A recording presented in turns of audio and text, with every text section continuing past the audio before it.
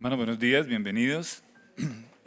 Hoy tenemos taller de padres, así que por favor los padres suben a recibir su taller con sus niños. Entonces, allá los están esperando. Bienvenidos también. ¿Bien? Gracias, hijo.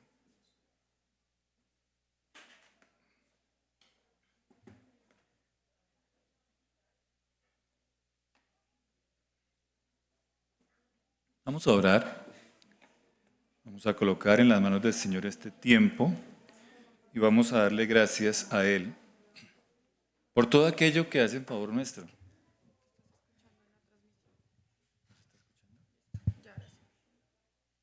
Bien, gracias. Señor, en esta mañana queremos darte gracias, amado Padre, por esta nueva oportunidad que nos das, Señor, de escuchar tu palabra.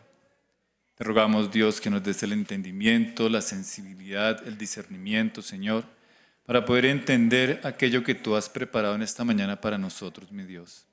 Te rogamos, Señor, para que cada día tu amor, tu gracia y tu misericordia se manifiesten en nuestras vidas, Señor. Y que en cada instante, Señor, podamos sentir esa presencia tuya en nuestra cotidianidad, Señor. Ayúdanos, Dios, a ver las circunstancias, Señor, como un modo, como un medio tuyo, Señor, para alcanzar tu propósito eterno y perfecto en cada una de nuestras vidas, Señor. A ti te damos la honra, el honor y la gloria, Señor, en el nombre de Cristo Jesús. Amén. Bien, en esta mañana vamos a continuar con el estudio del libro de los Hechos, pero al mismo tiempo vamos a comenzar a relacionar lo que hemos visto en los 2 capítulos del libro de Josué. Y vamos a mirar cómo en su eternidad el Señor se manifiesta de la misma manera, no solamente en el Antiguo Testamento, no solamente en el nacimiento de la iglesia, sino hoy en día con nosotros. Y cómo se manifestará en las generaciones venideras hasta cuando el Señor Jesús regrese. Bien, vamos entonces a mirar el contexto en que se está desenvolviendo lo que viene ocurriendo con Pablo. En Hechos capítulo 25, vamos a leer a partir del versículo 1 hasta el 27, vamos a mirar cómo se está presentando la situación de la acusación que le están haciendo a Pablo, una acusación injusta. Pero ella nos está mostrando cómo a través de la historia hay una contradicción entre nosotros como seres humanos en lo que es la justicia de Dios y muchas veces las circunstancias injustas que nos rodean. Muchas veces pensamos que aquello injusto que nos ocurre, pues no debería pasarnos. Pero también nos preguntamos, bueno, ¿y dónde está Dios? ¿Qué pasa? ¿Por qué me está pasando esto? ¿Y dónde está Dios que a veces no lo escucho, a veces no lo siento, a veces no sé si está o no está? Y creo que eso nos hace plantear preguntas que nos confronta con la comprensión acerca del carácter de Dios. No lo podemos entender en muchas ocasiones. Y eso es lo que está precisamente pasando con Lucas en este pasaje que vamos a leer. Pablo es un siervo de Dios y él se encuentra rodeado de injusticia. Los líderes religiosos de ese tiempo lo están acusando de una manera injusta por algo que él no hizo. Pero Pablo se mantiene firme en su convicción de lo que el Señor Jesús le viene enseñando, lo que Él le mostró cuando se le apareció la primera ocasión. Y a simple vista podríamos pensar, bueno, ¿por qué Dios en ese momento está guardando silencio? Es como si realmente le hubiese perdido su soberanía en esa situación que le está ocurriendo a Pablo, porque finalmente Pablo sigue preso. Pablo sigue estando allí, acusado injustamente, pero sigue preso. ¿Y cuál era la tarea de Pablo? Pues Pablo recorría los sitios que él ya había visitado, donde había plantado iglesias y iba a visitar a los hermanos que estaban al frente de esas comunidades. Y resulta que ahora está preso. Dios ya le había dado un mensaje, pero aún así continúa preso. Uno podría decir, bueno, ¿Dónde está Dios? ¿Qué pasa que no resuelve esa situación lo más pronto posible? Sin embargo, la palabra nos lleva a mirar más allá de lo que podemos ver. La escritura nos lleva a mirar no el caos humano, no el desorden que vivimos los seres humanos. Bueno, ¿qué viven los seres humanos? Porque nosotros como creyentes en nuestra vida no debe haber desorden. Pero sí lo que ocurre con las personas, con el mundo que está allá afuera que vive en pleno desorden. Recordemos lo que decía José en Génesis capítulo 50, versículo 20.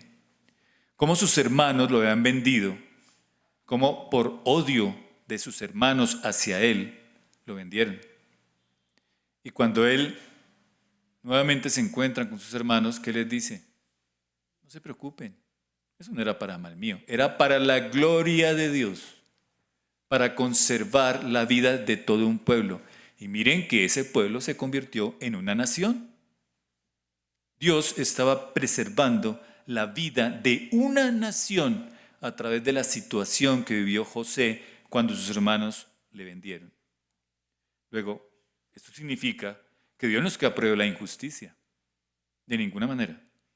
Pero Él es tan soberano que incluso aquello que se levanta en contra de su voluntad termina sirviendo a su propósito, incluso la injusticia. Y miren la injusticia que cometieron con José, sus hermanos. Pero aún así, el propósito de Dios era salvaguardar la vida de todo un pueblo. Un pueblo que había recibido del mismo Dios una promesa. ¿Y cuál era esa promesa? Que en Israel iban a ser benditas todas las naciones de la tierra. Ese era el propósito de Dios. Y uno puede pensar, pero hombre, con la venta de un hombre como José, sí, ese era el propósito. Y era una injusticia, por supuesto que era una injusticia. Pero aún así en ella, Dios se sirve de esa injusticia para cumplir su propósito. Ahora, si miramos Josué capítulos 1 y 2, vemos cómo el pueblo de Israel enfrenta una posición algo incómoda. Primero, Moisés muere. El pueblo de Israel había salido del pueblo de Egipto, de la nación de Egipto, a vagar por el desierto y estaba liderado por Moisés. Recordemos que estos hombres israelitas no veían a Dios, siempre veían a Moisés. Cada vez que pasaba algo y que no tenían que comer, ¿a quién acudían? A Moisés. Pero Moisés, ¿usted por qué nos trajo aquí para morirnos de hambre en el desierto? Y nunca veían a Dios. Luego, cuando Moisés muere, el pueblo que dice, bueno, ¿y ahora qué hacemos? El que nos guiaba ya no está.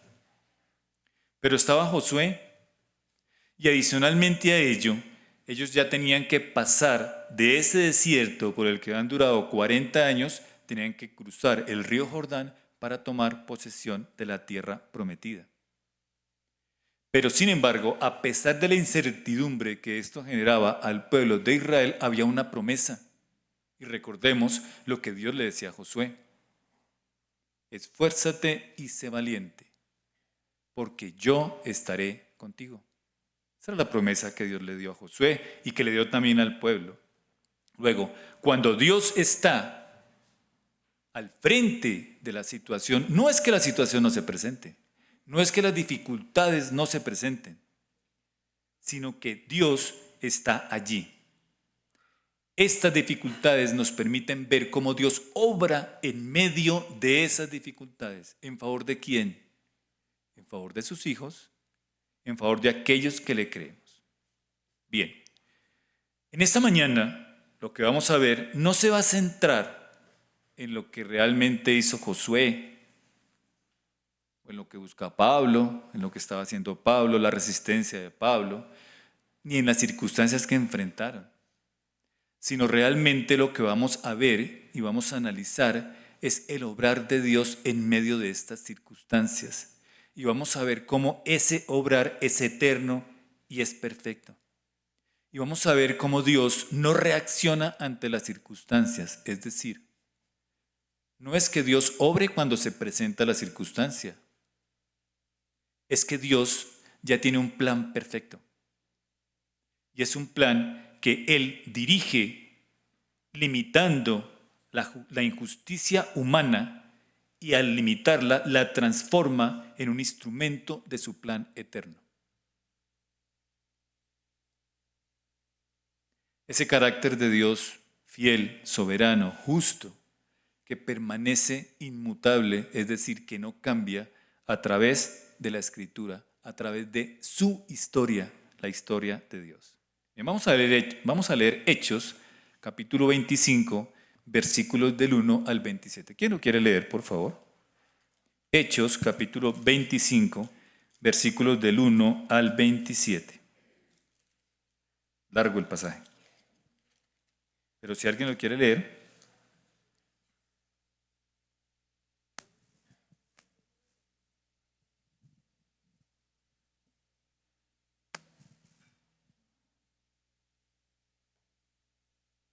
¿Nadie? Bueno, entonces lo leo yo.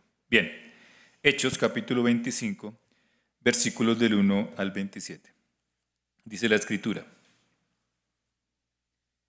Llegado pues Festo a la provincia, subió de Cesarea a Jerusalén 3 días después. Y los principales sacerdotes y los más influyentes de los judíos se presentaron ante él contra Pablo y le rogaron, pidiendo contra él como gracia que le hiciese traer a Jerusalén, preparando ellos una celada para matarle en el camino. Versículo 4. Pero Festo respondió que Pablo estaba custodiado en Cesarea, a donde él mismo partiría en breve. Los que de vosotros puedan, dijo, desciendan conmigo, y si hay algún crimen en este hombre, acúsenle.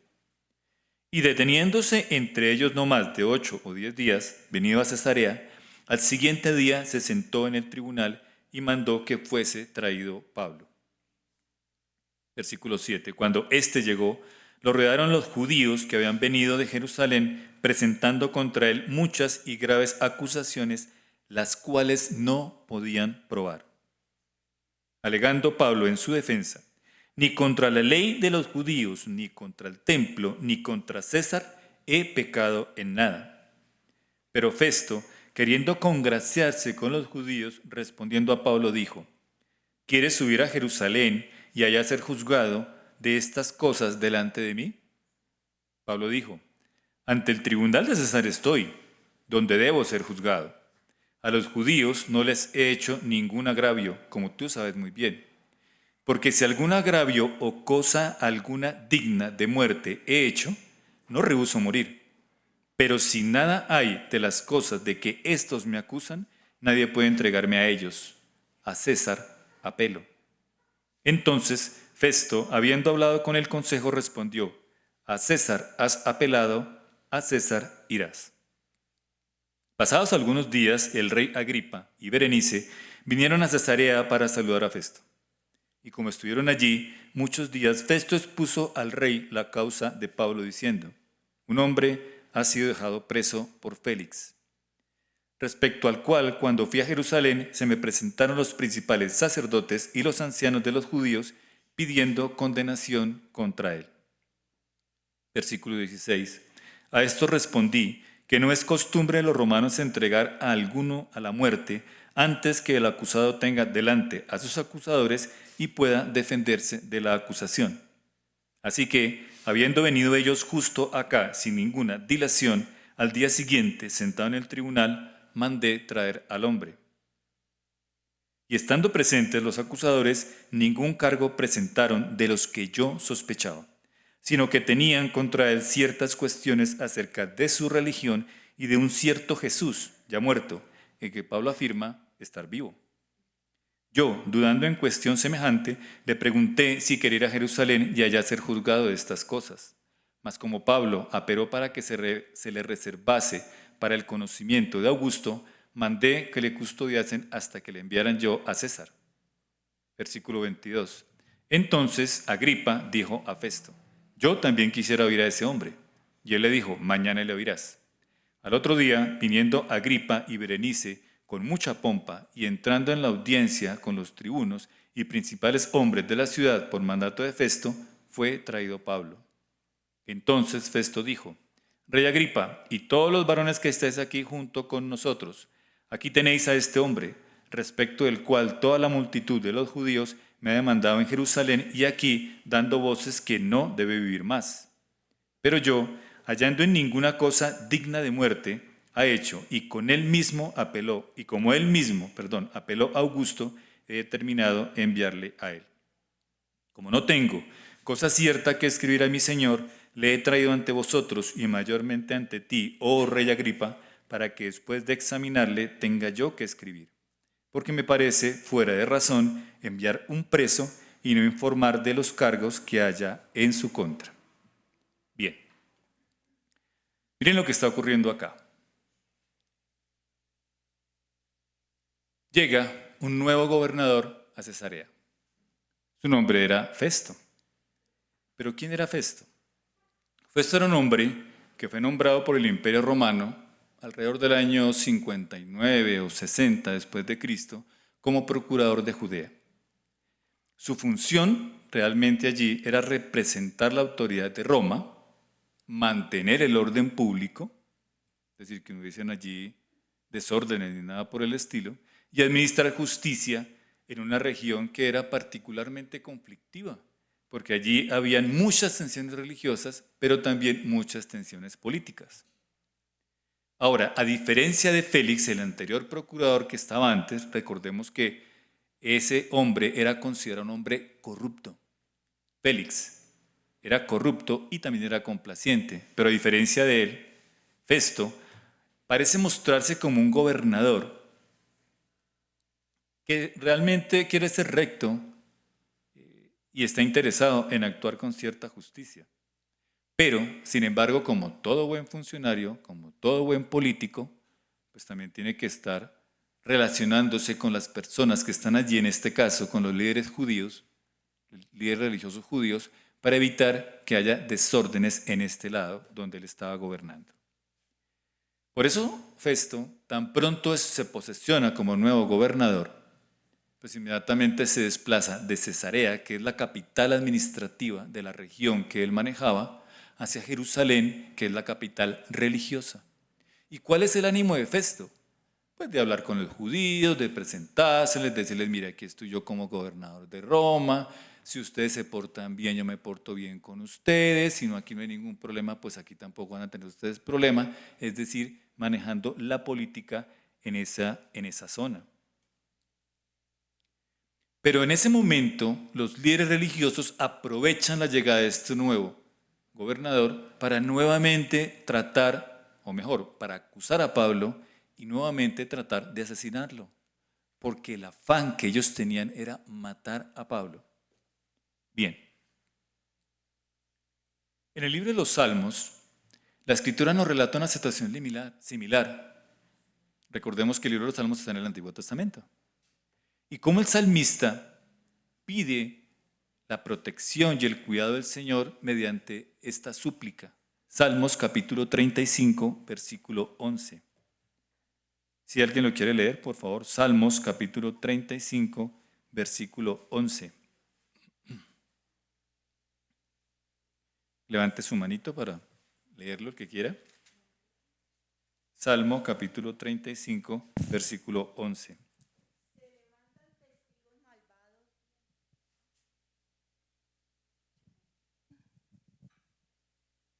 Se levantan testigos malvados de lo que no se me preguntan. Muy bien.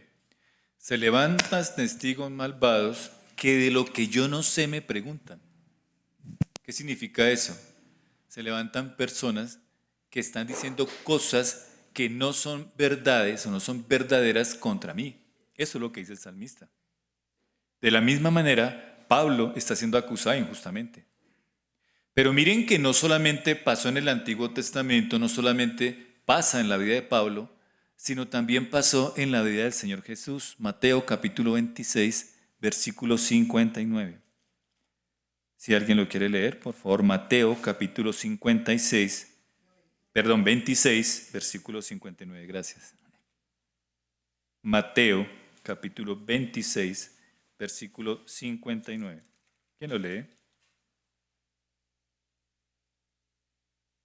Lee otro salmo. Los jefes de los sacerdotes y toda la Junta Suprema buscaban alguna prueba falsa para condenar a muerte a Jesús. Muy bien. Miren que el Señor Jesús también estaban buscando pruebas, perdón, los fariseos estaban buscando pruebas falsas en contra del Señor Jesús para poderlo matar, para poderle quitar la vida. Luego, esto que nos está narrando la Escritura no es un accidente histórico, sino es un patrón espiritual. Es una norma, una regla que se está siguiendo de manera espiritual. Y creo que lo importante aquí es que los que caminan en la verdad, aquellos que reflejan el carácter de Dios, enfrentan oposición. ¿O no les ha pasado? Cada vez que nosotros exponemos la palabra de Dios, inmediatamente hay alguien que se opone. Y ya sabemos quién es. Creo que espiritualmente no hay que buscar mucho para saber que el que se opone es el enemigo, es Satanás. Pero Satanás usa a esas personas para oponerse a nosotros cuando realmente nosotros reflejamos el carácter de Dios. Cuando realmente tenemos la capacidad de reflejar la imagen de Dios. Cuando realmente podemos expresar, podemos mostrar más bien esa luz de Cristo que Él ha puesto en nosotros cuando le creímos a Él. Y lo que expresamos cuando le creemos en nuestro diario vivir. No solamente es venir aquí y escuchar la palabra y qué bonita la palabra, es vivirla. Y cuando la vivimos es cuando encontramos oposición. Y eso nos pasa a todos, hermanos. Eso es permanente. Eso ha pasado en el Antiguo Testamento, pasó con el Señor Jesús, pasó con Pablo, pasa con los creyentes. Ahora recordemos lo que hemos visto en Josué capítulo 2. Y recordemos lo que pasó con Rahab. ¿Quién era Rahab? Una prostituta que estaba dentro de las murallas de Jericó. Y miren cómo el Señor toma a esta mujer y la incorpora en su plan, en el plan de Dios. Cómo Josué envía a estos espías que finalmente ella protege, evita que estos espías sean muertos. ¿Cuál era el propósito de Dios? Pues el propósito de Dios era mostrarle al pueblo de Israel que esta gente estaban muertas de miedo.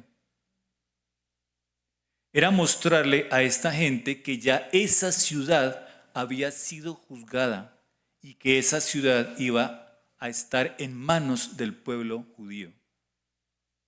Y Rahab lo veía. Ella tenía una situación muy desfavorable, si lo podemos ver humanamente, donde ella estaba en una ciudad que ya había sido juzgada por Dios. Era una mujer que hacía cosas que estaban en contra de la ley de Moisés. Era prostituta. Pero aún así, el Señor la incorpora dentro de su plan perfecto. Recordemos qué pasó con ella. Cuando el pueblo de Israel, que eso lo vamos a ver más adelante, cuando el pueblo de Israel entró y tomó posesión de Jericó, ella fue salvaguardada su vida junto con su familia. Y ella hizo parte del pueblo de Israel. Es más, ella hizo parte de la genealogía del Señor Jesús. Y miren quién era. Ni siquiera una mujer judía. ¿Qué nos muestra allí del Señor? Un atributo hermoso y es su justicia. Como el Señor es justo en su esencia, pero también es misericordioso en lo que Él hace. Él resguardó la vida de esta mujer, siendo que no era una mujer judía, siendo que no era una mujer, entre comillas, digna, pero aún así Dios la incorporó dentro de su plan perfecto. Dios toma a aquellos que el mundo excluye para incluirlos dentro de su propósito eterno, maravilloso y perfecto. Luego, nosotros, ¿quiénes éramos? Ni siquiera éramos merecedores de la promesa del Señor. Estábamos por fuera del pueblo judío. Éramos pecadores. Estábamos muertos en delitos y pecados. ¿Y ahora cómo nos tiene el Señor?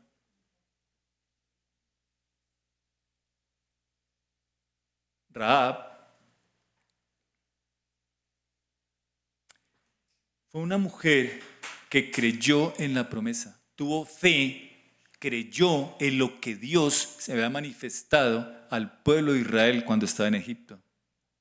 Y lo creyó tanto que se lo manifestó precisamente a estos hombres. Estamos asustados de ese Dios, el Dios que está sobre todos los dioses. Y esa fe le permitió conservar su vida y ser la mujer que ahora nos relata la Escritura. Y uno puede pensar, bueno, pero ¿por qué Dios usa una mujer como ella y no usa una persona judía? ¿Luego acaso no eran judíos? Sí. Pero es que muchas veces nuestra lógica como ser humano es muy diferente a lo que realmente es el propósito de Dios. Por eso nosotros es tan difícil poder entender dentro de nuestra lógica los propósitos de Dios, y lo que tenemos que hacer es creerle, escucharle y creerle. No tenemos otra opción. Bien. Ahora bien, la intención de matar a Pablo en el versículo 3, regresando nuevamente al libro de los Hechos, ¿qué está reflejando realmente en el corazón del ser humano? Pues realmente es un corazón que está en constante rebeldía contra el Señor. Alguien que procura y que busca la muerte de otra persona no puede estar en otra posición más que en rebeldía. Es uno de los mandamientos que el Señor dice pues que no debemos hacer, matar a las personas. Pero esto es lo que nos está mostrando permanentemente este pasaje desde que estamos estudiando, como a Pablo han tratado de matarlo ya en varias ocasiones y de muchas maneras, y cómo el Señor sigue protegiendo su vida. Y esa condición no se dio solamente en el momento en que quisieron matar al Señor Jesús, o en que ahora que quieren matar a Pablo. Eso viene desde cuando el hombre pecó. Génesis capítulo 4, versículo 8. ¿Quién lo quiere leer, por favor? Génesis capítulo 4, versículo 8.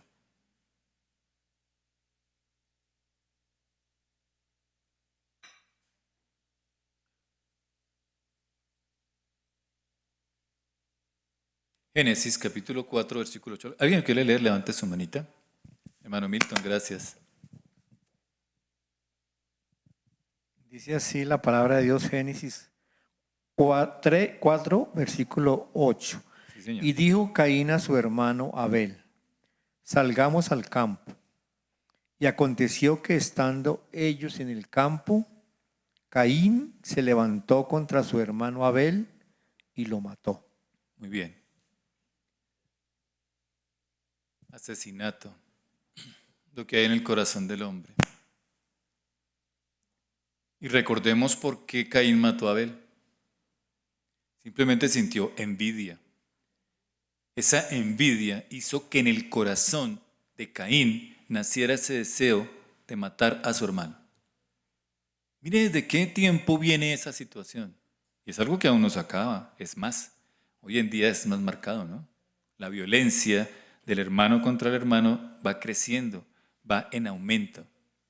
Y no solamente la Escritura nos narra este primer caso de homicidio, sino también nos muestra cómo también los profetas del Señor fueron perseguidos en muchas ocasiones. Vamos a mirar solamente un ejemplo, Jeremías capítulo 11, versículo 19. Jeremías capítulo 11, versículo 19. Si alguien lo quiere leer, por favor, levante su manita.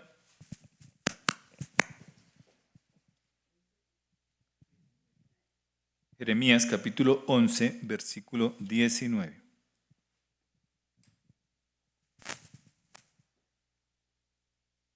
Y yo era como cordero inocente que llevaba a degollar, pues no entendía que maquinaban designios contra mí, diciendo: destruyamos el árbol con su fruto y cortémoslo de la tierra de los vivientes, para que no haya más memoria de su nombre.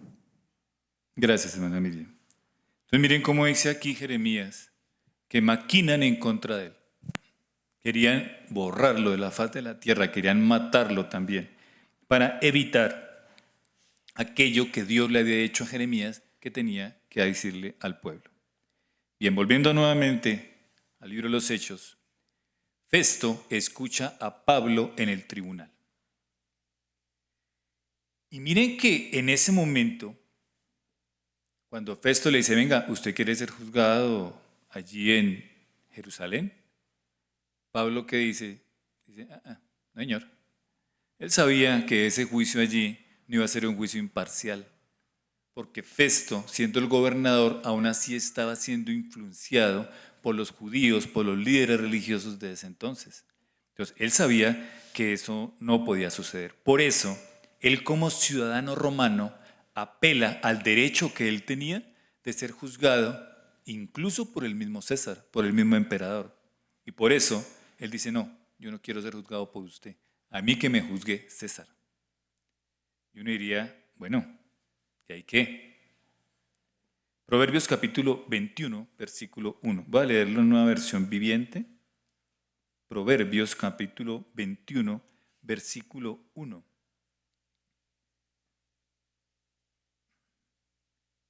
Dice la Escritura, Proverbios capítulo 21, versículo 1. Voy a leer, nueva versión internacional, discúlpeme, nueva versión internacional. Dice, en las manos del Señor el corazón del rey es como un río. Sigue el curso que el Señor le ha trazado. Ahora bien, Festo está escuchando a Pablo. En teoría, en manos de Festo está la vida de Pablo. Digo en teoría, porque vamos a ver más adelante que eso no es así. Ahora bien, cuando viene el rey Agripa, ¿quién es el rey Agripa? Bien, este hombre había sido nombrado rey por el emperador de Roma y había sido nombrado rey sobre algunos territorios que quedaban al norte de Palestina. Pero adicionalmente a ello, miren y quiero que miremos bien en detalle esta situación, como él había recibido del emperador la autoridad para nombrar al sumo sacerdote de los judíos. ¿Así era la cosa en ese momento? Pues no. El sumo sacerdote era nombrado por el mismo Dios según la ley judía. Eso no lo nombraba un rey, ni lo nombraba un emperador. El sumo sacerdote venía del linaje, de la descendencia de Aarón, de la tribu de Leví. Eso no lo podía nombrar un rey, o no lo podía nombrar un gobernador, o un emperador, pero aquí sí. Miren cómo funciona la política. Un rey que siendo judío no practicaba su fe. Bueno, si es que tenían fe, ¿no? Pero, ¿cómo este hombre nombraba al sumo sacerdote? Y comienza uno como a entender muchas cosas, ¿no? Porque el comportamiento de los sumos sacerdotes. Ellos realmente no estaban velando por la ley, porque se cumpliera la ley, o porque la ley realmente se manifestara como Dios se la había dado a Moisés, sino simplemente era por sus propios intereses. Entonces, Agripa escucha también a Pablo, y junto con Festo reconocen que Pablo es inocente, pero sin embargo, pues no hacen nada. Simplemente quieren congraciarse con los judíos, con los líderes religiosos, y eso se llama nuevamente, e insisto, política. No es otra cosa. Ahora, Festo y el rey Agripa están tomando decisiones. Están diciendo, venga, pues sí, mándeselo allá al emperador, porque... Sin embargo, Festo dice, venga, pero ¿y cómo lo mando por allá? Si es que yo no tengo que acusarlo. O sea, ¿cómo lo va a mandar este hombre allá a mi jefe, que es el emperador? Diciéndole, venga, júzguelo. Y el emperador me va a decir, ¿y de qué? Yo no sé, pero júzguelo. Entonces, eso es lo que está diciendo al final. ¿Cómo lo va a mandar allá si yo no tengo de qué acusarlo? Pero sin embargo, ellos deciden enviarlo. Uno podría pensar, bueno, estos hombres están tomando decisiones, pero realmente, ¿qué es lo que está pasando? Que realmente estos dos hombres están siendo un instrumento divino para cumplir el propósito que Dios tiene con Pablo. ¿Qué cuál era? Llevar el evangelio al centro del mundo, que era en ese momento Roma. Y ellos no lo saben. Ellos ni se dan por enterados que están siendo usados por Dios para que Pablo llegue a Roma a predicar el Evangelio. Pero ellos sí dicen, no, nosotros somos los que mandamos acá, yo soy el rey, usted es el gobernador, y nosotros hacemos lo que nosotros queremos, porque la autoridad es de nosotros. Pero resulta que ellos están haciendo lo que Dios quiere que ellos hagan. Qué bonito, ¿no? Y creo que en nosotros pasa eso también. A veces decimos, venga, pero ¿cómo es posible que me haya salido este empleo? Uy, no, mejor dicho, es que como yo soy un buen profesional, me salió el empleo. ¿Así? ¿Y dónde está Dios? ¿Dónde está el propósito del Señor?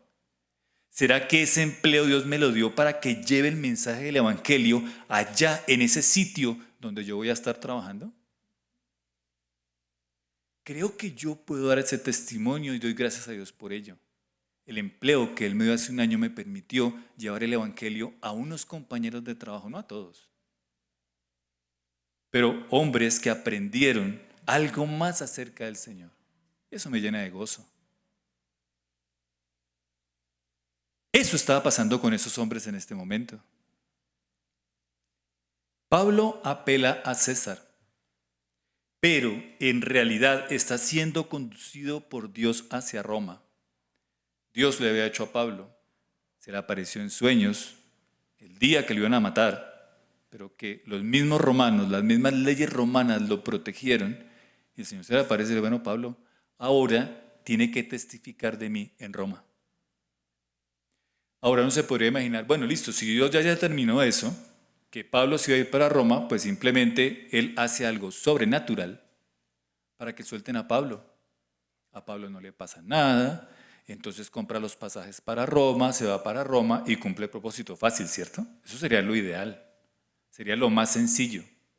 Pero Dios no lo hace de esa manera. Dios no obra de manera sobrenatural en este caso para que Pablo vaya a Roma.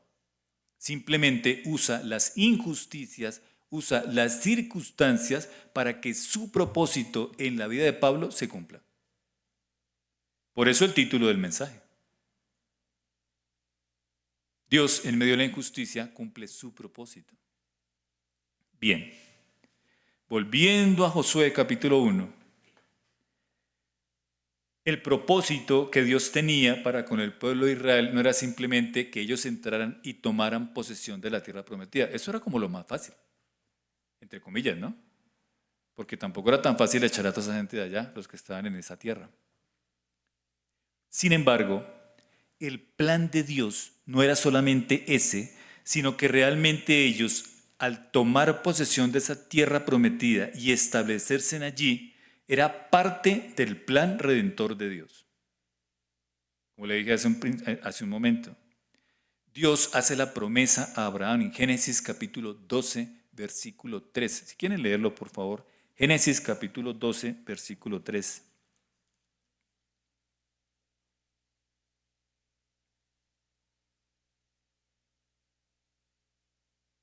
Génesis capítulo 12, versículo 3.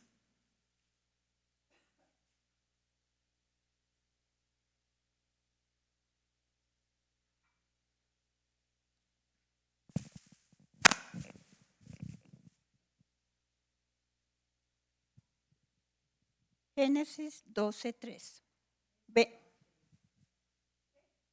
Sí, 12.3. Génesis 12.3, sí, señora. Bendeciré a los que te bendigan y maldeciré a los que te maldigan. Por medio de ti serán bendecidas todas las familias de la tierra. Muy bien. Miren esa promesa hecha por Dios a Abraham. Y eso fue más de 400 años antes de que tomaran posesión, 440 años antes de que el pueblo de Israel tomara posesión de la tierra prometida. Era una promesa que se había hecho desde ese casi medio siglo antes. No medio siglo, no, 500 años. 550 años. Esa promesa se estaba haciendo realidad cuando el pueblo de Israel comenzaba a tomar posesión de esa tierra. Luego, eso que estaba pasando en ese momento, ese pasar el río Jordán hacia la tierra prometida, es parte de ese plan redentor de Dios.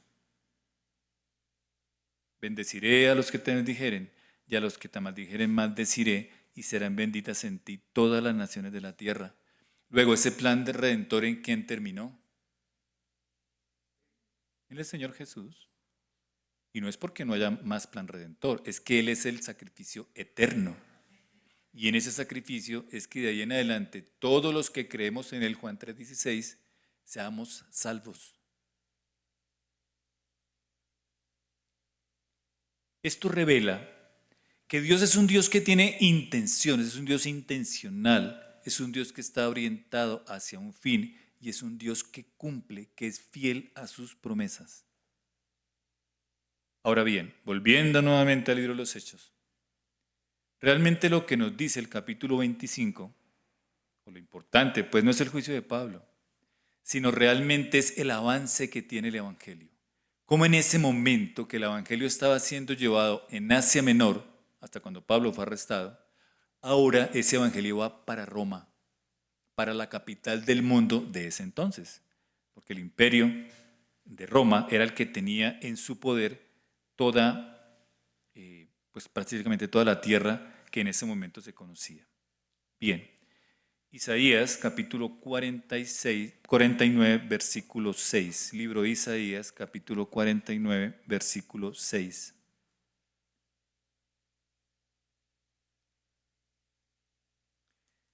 Isaías capítulo 49, versículo 6.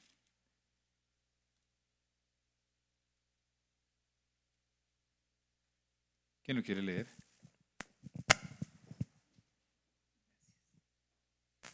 Poco es para mí que tú seas mi siervo para levantar las tribus de Jacob y para que restaures el remanente de Israel. También te di por luz de las naciones para que seas mi salvación hasta lo postrero de la tierra. ¿Cuál era el plan de Dios?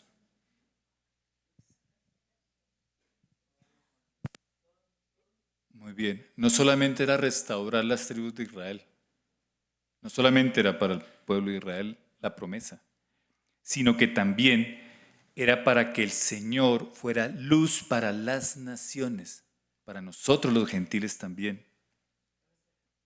Muy bien, a fin de que lleves mi salvación hasta los confines de la tierra. Eso no era solamente para Israel. Y era un plan perfecto establecido por Dios desde el mismo Génesis capítulo 3, versículo 15. Desde ese momento, tan pronto el hombre transgrede el mandato de Dios, tan pronto deja de creerle a Dios, inmediatamente Dios tiene ese plan perfecto. Y no es que Dios haya reaccionado al pecado del hombre, es que ya ese era su plan perfecto. Él desde antes de la fundación del mundo ya sabía lo que iba a ocurrir, pero también ya tenía la salida del hombre del pecado nuevamente a una relación con Él. Y era por medio de su Hijo.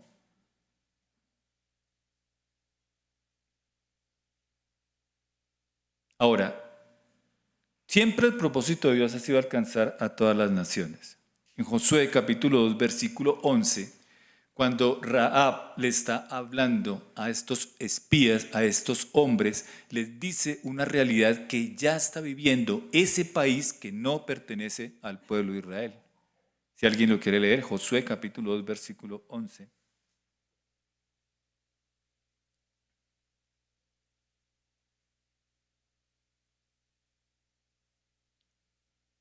Josué capítulo 2, versículo 11. Dice Rahab, bueno, dale, hermano Milton.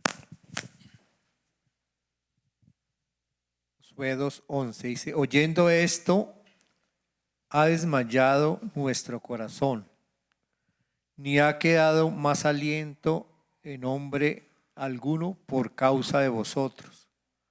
Porque Jehová vuestro Dios es Dios arriba en los cielos y abajo en la tierra. Gracias, hermano Milton. Miren quién está hablando allí. Rahab. Y ella está reconociendo que Dios es Dios en la tierra y es Dios en los cielos.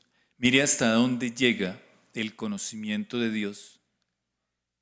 No está solamente en el pueblo de Israel, está en Jericó. Y esta mujer está diciendo cómo Dios se ha manifestado a este pueblo que no creía en Dios. un pueblo que ya había sido juzgado por Dios. Luego, si nosotros comenzamos a mirar lo que está ocurriendo en Jericó en este momento, cuando el pueblo va a tomar posesión de esta tierra, y lo que va a pasar en Roma, pues realmente podemos ver cómo el Señor está extendiendo su salvación, cómo le está llevando la salvación a otros lugares por medio de diferentes personas. Luego, Dios se está mostrando como un Dios misionero que busca redimir a toda la humanidad. Y miren por eso cómo es de importante los misioneros de hoy en día. Dios lo estaba haciendo a través de esta mujer allí en Jericó, a través de Pablo cuando iba por todo el mundo, a través de los apóstoles que también llevaron el mensaje a otras regiones, a través de nosotros que también llevamos el mensaje a otras personas, de diferentes maneras. A través del trabajo con habitantes de calle que se está llevando a cabo por nuestras hermanas de la comunidad, a través de nosotros mismos llevando el testimonio con nuestro vivir, con nuestro diario vivir a otras personas. Eso también hace parte de la misión. Por supuesto, ser misioneros es dejar todo e irnos a llevar el evangelio a donde no se conoce. Pero Dios coloca en cada corazón cómo evangelizar.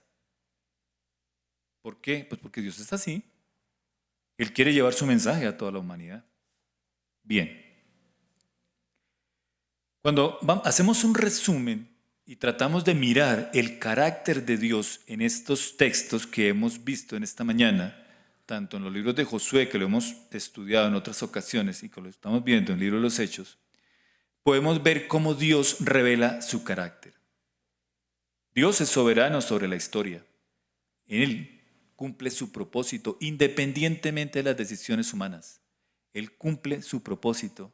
Dios siempre cumple sus promesas, es fiel a sus promesas. Nosotros dudamos de eso. ¿Por qué? Porque pasa 1 año, 2 años, 3 años y no pasa nada.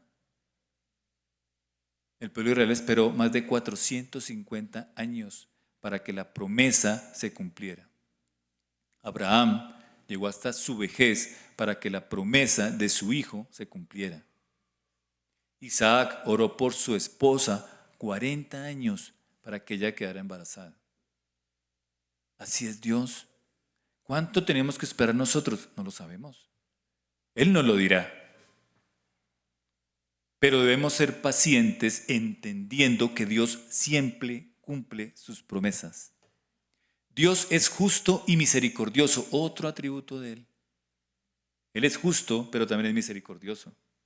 Él es poderoso sobre toda circunstancia. Y Dios convierte la injusticia en un instrumento de redención. Eso pasa con Pablo, eso pasó con el Señor Jesús, cuando Él, en una injusticia cometida contra Él mismo, siendo Dios en la persona del Señor Jesús, fue un instrumento que Él usó para redimir a la humanidad entera, porque a través de Él es que la redención la tenemos hoy en día. Lo que a veces parece como un desorden, a veces cosas que no podemos entender, realmente es la dirección del Señor. Es Dios guiando cada situación, cada circunstancia para cumplir el propósito que Él tiene, no solamente con nosotros, sino con su iglesia, siendo nosotros obviamente parte de esa iglesia. La Escritura siempre nos muestra un patrón consistente. Dios es soberano sobre cualquier situación. Puede que le veamos lo más grande, el problema más difícil que podemos ver, pero Él no pierde su soberanía en esa situación. Así nosotros no veamos que Él obre. Como dice una canción, como que el Señor guarda silencio cuando hay injusticia. Y preguntamos, bueno, Señor, ¿dónde estás tú? ¿Dónde está la justicia? ¿Dónde está la venganza? ¿Cuándo nos vas a hablar como le hablas a los profetas? Desde cuando José estaba en Egipto, una injusticia cometida por él, pasando por Josué cuando va a pasar el Jordán, aunque allí no se ve ninguna injusticia, sí se ve como el plan de Dios se cumple a través incluso de personas que en ese momento no eran merecedoras de hacer parte de ese plan redentor, pero Dios los usa. Hasta Pablo ante Roma. Dios, a través de su historia, a través de la Escritura, está escribiendo esa historia de salvación. Esa historia que se manifiesta en la humanidad del Señor Jesús. Ahora bien, en medio de las dificultades que podemos estar pasando, ¿cuál sería la pregunta correcta? La pregunta correcta será, ¿estoy pasando por una situación difícil? Pues la respuesta seguramente será, sí, todos la pasamos. El Señor Jesús dijo, en el mundo tendréis aflicción. Luego, todos pasamos dificultades, todos pasamos aflicción. Luego, esa no es la pregunta, porque la respuesta, ahí está. Creo que la pregunta es, ¿será que puedo reconocer a Dios obrando en esa circunstancia? Ahí está lo difícil, porque a veces no lo vemos, no lo sentimos, no porque Dios no esté obrando, sino porque no tenemos la sensibilidad de reconocer que Él es soberano y que Él obra en cada una de las circunstancias que se nos presentan, buenas o no tan buenas. Ahora, cuando son circunstancias buenas, uno dice, sí, Señor, tú estás en medio. Pues cuando tengo dinero en el banco, cuando tengo la nevera llena, cuando tengo salud, cuando mis hijos están bien, cuando todo marcha a maravillas, Señor, qué bueno eres tú. Y cuando todo se va para abajo, como le pasó a Job, ¿qué decimos? Uy, Señor, pero ¿dónde estás tú? ¿Qué pasó? Por eso la pregunta debe ser esa. ¿Realmente yo reconozco que Dios está obrando en medio de esa situación? La verdad final de esta comparación que estamos haciendo de los dos relatos nos permite que Dios no solamente es un Dios de procesos. Realmente, Él es un Dios que gobierna para cumplir su propósito eterno. Él no permite que las cosas sucedan porque sucedan. Él hace que esas cosas que suceden sean en beneficio para que se cumpla su plan y su propósito en la vida de cada uno de nosotros, en la vida de su iglesia y en la vida del mundo entero. ¿No lo reconocemos? No, no lo reconocemos, pero esa es la forma de actuar de Dios. Ahora, muchas veces no vemos las pruebas como una forma en que Dios realmente se glorifique en nuestra vida. Siempre las vemos es como lo peor.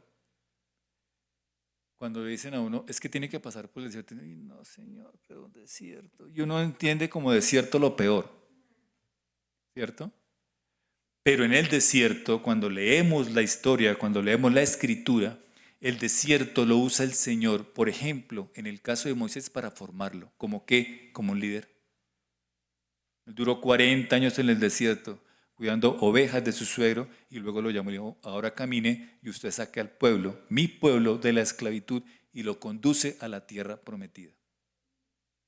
Un pueblo esclavo que sale de allí, de la esclavitud, a entrar a ser una nación libre, a tomar posesión de una tierra que Dios ya le había entregado. Miren cómo habla el Señor. Y así hay muchas circunstancias en la vida, en la historia de la Escritura más bien.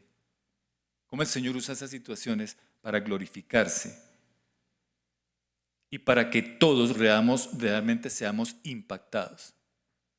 Y para que aquellas personas que aún no lo conocen, lo conozcan y reciban su salvación. En este caso, Pablo no era una víctima. Pablo también era un instrumento usado por Dios. José fue vendido, David fue perseguido, Jeremías fue rechazado, Cristo fue crucificado, Pablo fue acusado injustamente. Pero en todas estas situaciones, Dios lo que está haciendo es narrando su historia y diciéndonos que todo esto hace parte de su plan. Dios no solo está permitiendo pasar por algo, nos está llevando a algún lugar. Y qué difícil es entender esto. Pero ese es Dios, ese es nuestro Dios, en el que debemos creer. Un Dios que no permite la injusticia, un Dios que no está de acuerdo con la injusticia, pero que sí la usa para glorificarse Él en nuestras vidas. Y eso no lo debemos perder de vista, amados hermanos. No importa la situación que esté pasando, no importa las dificultades que puedan estar atravesando, Dios siempre está obrando en favor de sus hijos. ¿Qué nos queda por hacer? Creerle. Ya recibimos la salvación. Es un regalo que no merecíamos. Ahora, ¿qué tenemos que hacer? Vivirla. ¿Cómo la vivimos? Creyéndole. Y si le creemos, pues vamos a estar en reposo. Porque todo está en las manos de Él, no en mis manos. No depende de lo que a mí me esté pasando, lo que a mí me esté ocurriendo. Depende de lo que Él esté haciendo en mi situación. Y cuando yo pongo mi mirada en Él y no pongo mi mirada en la persona que tengo al frente, voy a tener paz. ¿Por qué? Porque si yo pongo mi mirada en la persona que tengo al frente, lo voy a culpar a Él. Es que por culpa suya es que estoy así. Y no hable muy lejos. Varones dentro de sus hogares. Que es que no alcanza la plata, pero como usted la pasas gastando. Y viene la confrontación con la esposa, o viene la confrontación con los hijos. Pero si yo miro a Dios, Señor, ¿qué está pasando? Él me va a mostrar qué está pasando. Y si tengo que corregir algo, lo voy a corregir, pero no le echo la culpa que tengo al lado. Entonces miren la diferencia entre mirar la circunstancia, mirar al ser humano y no mirar a Dios. Y creo que nosotros estamos llamados a mirar a Dios, independientemente de lo que esté pasando, hermanos. Porque solo en Él podemos encontrar las verdaderas respuestas. Oremos. Padre, te damos gracias, Señor. Gracias por esta oportunidad que nos das, Señor, de entender ese propósito eterno y perfecto tuyo, amado Padre. A veces, Señor, no entendemos las circunstancias que nos rodean, Señor. Pero cuando entendemos, Dios, que todo tiene un propósito en ti, Señor, podemos comprender que somos instrumentos tuyos, Señor, y no víctimas de la injusticia, amado Padre. Señor, ayúdanos a ser tan humildes y tan sencillos que podamos regocijarnos, que podamos gozarnos de ser instrumentos tuyos, amado Padre. Porque sabemos, Dios, que al ser usados por ti, tú bendecirás a otras personas que están a nuestro alrededor y que necesitan ver mi dependencia de ti en medio de la circunstancia, amado Dios. Padre, gracias. Muchas gracias por todo lo que tú nos enseñas, por todo lo que tú nos hablas, amado Dios. Y te rogamos, Señor, para que cada día esa escritura, esta palabra, se haga realidad en nuestras vidas, Señor. De tal manera que podamos ser ese instrumento tuyo que refleje tu imagen donde quiera que estemos, amado Dios. Padre, te damos la honra, el honor y la gloria. En el nombre de Cristo Jesús. Amén.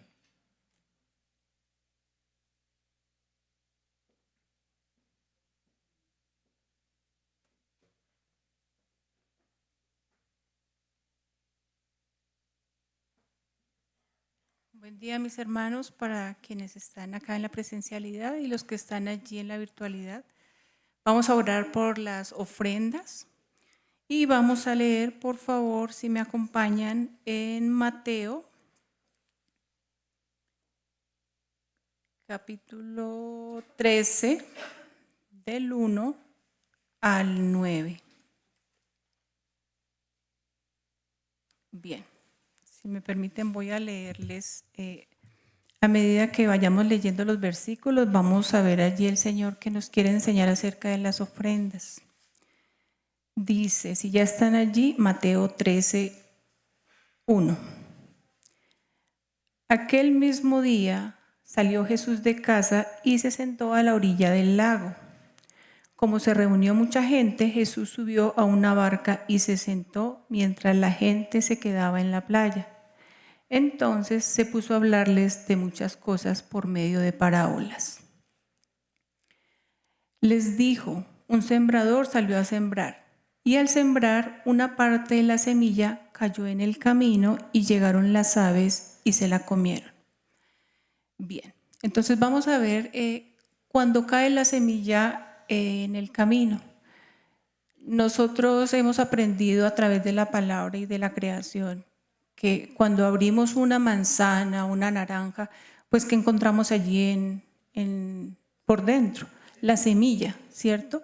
Y de esa manera gráfica el Señor nos enseña que allí esa semilla va a dar fruto, no el resto, sino es la semilla.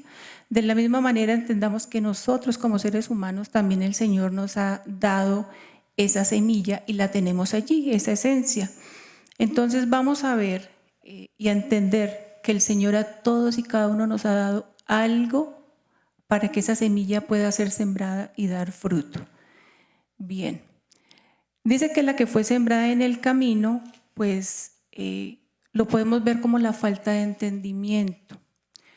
Y podemos ver qué ocurre cuando alguien ofrenda por compromiso o por presión, sin entender el propósito espiritual. Al no haber una convicción, el enemigo arrebata la alegría de dar y tal vez la persona se puede sentir engañada. Y un ejemplo de esto es porque de pronto alguien puede ofrendar, porque si todos están dando, dice, pues yo no estoy dando, pues que qué pena, los demás dan y yo no. No solamente acá, sino también ocurre en otras circunstancias. Si alguien está, ejemplo, nuestros hermanos que están llevando el evangelio allí a las calles, dicen, yo como que no estoy haciendo nada en la iglesia, entonces yo me voy, pues también ayudo porque me voy a sentir mal si todos los demás están haciendo algo y yo no. Entonces esa puede ser una manera de nosotros dar de aquello que el Señor nos ha dado, pero tengamos en cuenta que a veces es por emociones y porque es lo que nosotros tal vez pensamos que es lo mejor. Bien, leamos del 5 al 7. Dice del 5 al 7. Otra parte cayó entre las piedras donde no había mucha tierra. Esa semilla brotó pronto porque la tierra no era muy honda, pero el sol al salir la quemó y como no tenía raíz se secó. Entonces vemos que allí cae entre piedras, ¿no? Entre pedregal. Y podemos verlo como una emoción pasajera.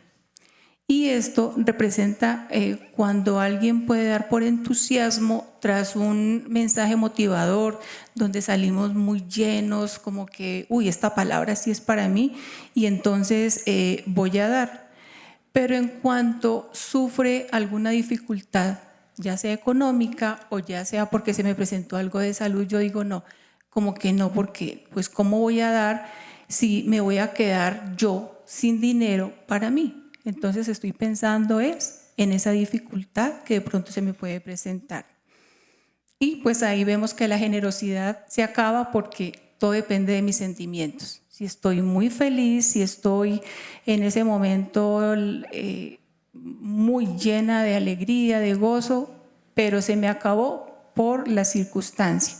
Y un ejemplo puede ser que yo voy a prometer que voy a hacer algo, una donación muy grande porque mi templo donde me congrego pues necesita algo, pero también aquellas personas que yo puedo ver en la calle que necesitan algo y se me mueve el corazón y voy y le llevo, pero fue algo momentáneo, fue por mis emociones. Ahora veamos el 7. El 7 dice, otra parte de la semilla cayó entre espinos y los espinos crecieron y se ahogaron. Vemos allí que el Señor Jesús cuando explica la parábola dice que son las preocupaciones del mundo, ¿no? Entonces describe a alguien o a una persona que quiere dar, pero por el afán y las riquezas y como el miedo a que de pronto se me acabe, pues no voy a dar. ¿Por qué? Porque pienso es en mí. En el momento en que yo tengo, me llega un dinero y pienso, bueno, voy a dar el diezmo, pero es que a fin de mes de pronto me va a faltar. O si voy a comprar algo, pues tengo que pensar en mí antes que los demás.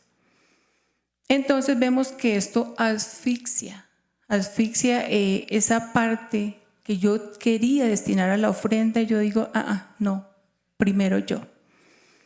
Y entonces, ¿cuál es el ejemplo? Pues decido no diezmar o no ayudo al que necesita porque pues tengo que pensar primero obviamente en mí. Pero dice el Señor en el versículo 8, pero otra parte cayó en buena tierra y dio buena cosecha. Algunas espigas dieron 100 granos por semilla, otras 60 granos y otras 30. Pues allí vemos un corazón dispuesto. Aquellos que entienden y hemos entendido qué es diezmar y qué es ofrendar, pero que no solamente es el recurso económico, sino va más allá. Pero también entendemos que esto es un acto de fe y de adoración al Señor, entonces cambia el sentido, ¿no? Porque ya no estoy pensando en mí, no estoy pensando en que me va a faltar al fin de mes, en que por emociones lo voy a hacer, sino yo voy a preguntarle al dueño, a nuestro Padre, qué es lo que debo dar, en qué momento, cuándo, cómo. Y Él nos va a decir realmente, y este fruto sí va a producir al 30, 60 y al 100. Y esa bendición va a ser devuelta, como lo decíamos en alguna ocasión, no para mí, sino para el reino de Dios. Si nosotros pensamos en lo eterno, es diferente, porque primero, como veíamos ahorita en el mensaje que traía el Señor, si nosotros pensamos en que cada cosa que el Señor nos permite vivir, cada situación, es con un propósito eterno, pues entonces esa ofrenda que vamos a dar de dinero, de tiempo, de lo que sea, la vamos a dar porque el Señor es quien nos está mostrando qué debemos dar. Y allí está nuestro corazón. No vamos a pedirle al vecino, voy a dar mi tiempo, entonces présteme de su tiempo. No, es mi tiempo, son mis recursos. Es lo que yo quiero mostrar mi adoración al Señor. Bien, entonces oremos con este corazón y preguntémosle al Señor qué es lo que Él ha puesto en cada uno de nosotros para darle a Él y para honrarlo. Señor, queremos, Padre, darte muchas gracias, mi Dios, porque tú eres bueno, Señor, porque tú eres fiel, porque tu misericordia, Señor, es para siempre. Y Padre, tú nos enseñas a través de tu palabra que tú nos has dado esa buena semilla, Señor.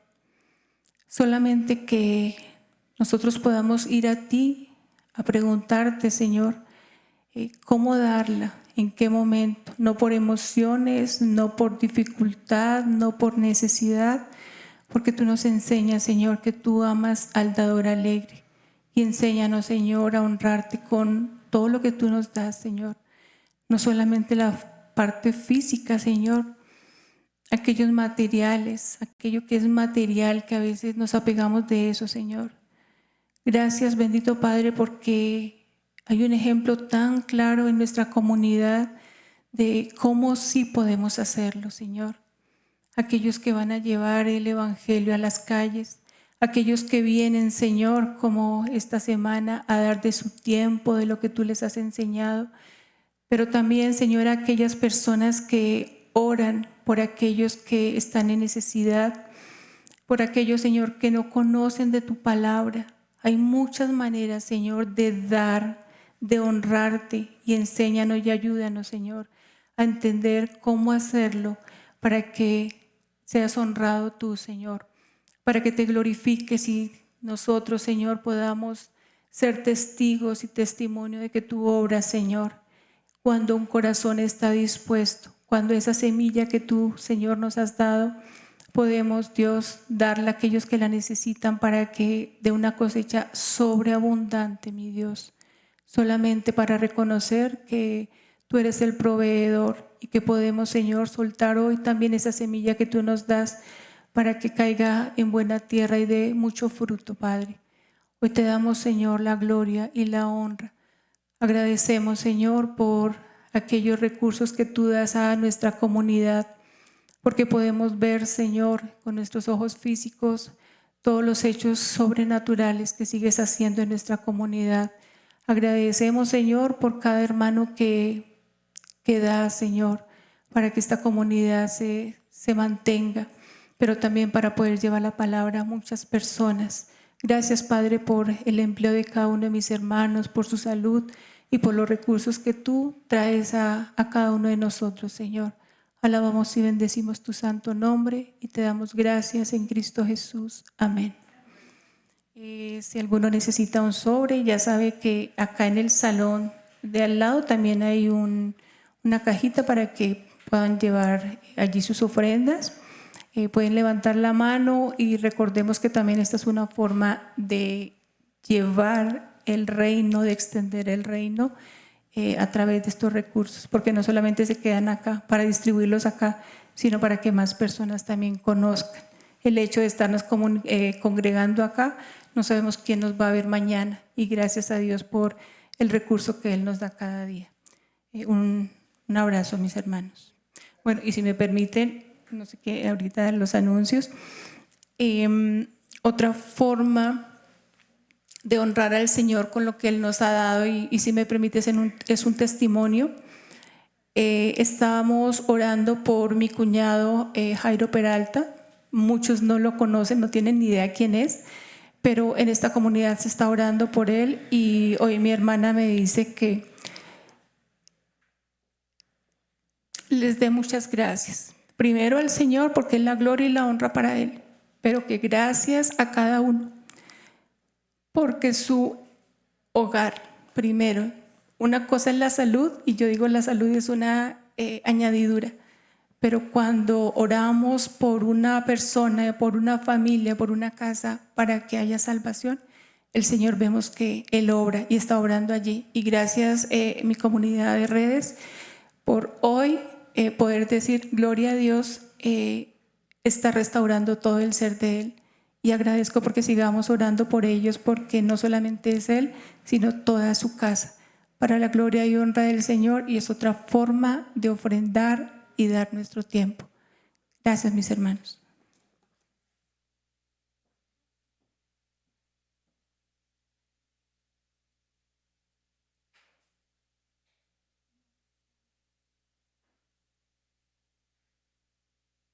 Muy buenos días para todos. Buenas tardes, ya mediodía, 12:02. Estamos ya terminando esta reunión. ¿Cómo vimos hoy la sede? Hermosa, sí, Iván me regalas cámara de este salón. Estamos estrenando piso y varios hermanos han trabajado. En la parte de atrás quedó el arquito que teníamos detrás. Entonces, gracias al Señor por lo que nos permite, lo que nos provee, y por hacer de nuestra sede algo más cómoda. De pronto en la imagen no se ve bien, pero el piso era rojito, era de cuadraditos, no sé si de pronto, pero ahora está en un piso laminado de madera, muy hermoso, más cómodo, permite mayor calidez, no nos da tanto frío, ¿verdad? Entonces damos gracias al Señor por esos hechos tan bonitos que nos permite vivir en nuestra comunidad, porque queremos ser fieles y atender lo que Él nos ha mandado administrar de una manera idónea. Entonces, gracias a los hermanos en cabeza de nuestro pastor, de Lili, que estuvieron al frente de todo este trabajo que fue de dedicación de todos unos varios días. Esto no fue de la noche a la mañana, esto tuvo varias horas de trabajo, y gracias a ellos, al Señor por cada una de sus vidas que nos permite tener nuestra sede cada vez un poco mejor, cada vez mejor. También, si usted el viernes tiene el tiempo, por favor, y puede ayudarnos a venir a hacer aseo, bienvenida, bienvenido. La sede es bastante grande, entonces no sobran manos. Terminaba Liliana contándonos ese testimonio hermoso, gracias al respaldo en oración, y porque el Señor sabe que estamos pidiendo conforme a su palabra. Entonces, anímense, si usted tiene una petición de oración, bien pueda compartirla, que hemos visto las respuestas de parte de Él. Viernes 8:30 de la mañana de manera presencial lo estamos haciendo, y los sábados 8 de la mañana de manera virtual. Saludamos a los que están allá acompañándonos en la distancia. Tenemos a nuestro hermano Aníbal, Lili, un abrazo para ustedes. Linita Salinas, ella nos saluda también junto con Freddy. Nuestra hermana Gloria, un abrazo para ti también. Un saludo a todos en casa.